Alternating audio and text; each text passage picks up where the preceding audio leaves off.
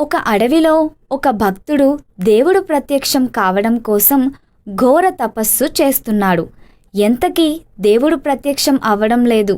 ఒకవేళ దేవుడు ప్రత్యక్షమైతే ఒకసారి స్వర్గానికి వెళ్ళి రావాలని కోరికగా ఉంది అని అనుకుంటాడు.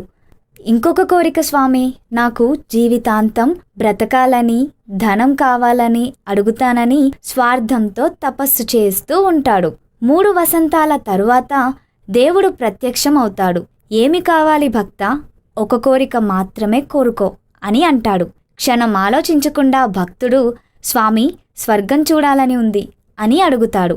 అప్పుడు వెంటనే దేవుడు భక్తునికి స్వర్గం చూపించి క్షణంలో కిందికి తీసుకువస్తాడు. అప్పుడు వెంటనే భక్తుడు, ఏంటి స్వామి ఒక్కసారి అలా చూపించి కిందకు తీసుకొచ్చావు, కనీసం 1 గంటైనా స్వర్గంలో ఉండి వచ్చేవాళ్ళం కదా అని అన్నాడు.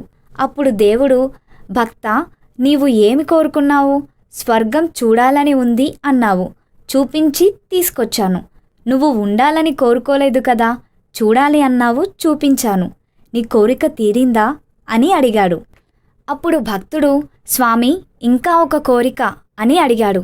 వెంటనే దేవుడు, భక్తా నీకు ముందే చెప్పాను కదా ఒకే కోరిక కోరుకోవాలి అని. నీ ఒక్క కోరిక అయిపోయింది.